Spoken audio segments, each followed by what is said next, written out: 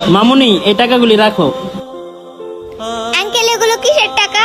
মামুনি, তোমার দোকান থেকে কিছু সদাই বাকি নিছিলাম, তাই টাকাটা দিতে আসলাম।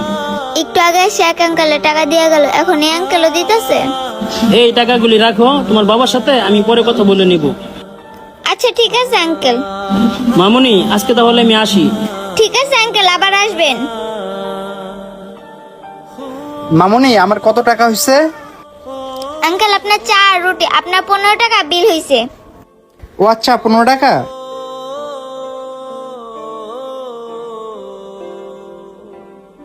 এই নাও। আচ্ছা মামুনি, একটা কথা বলো তো। জি আঙ্কেল বলেন, কি বলবেন?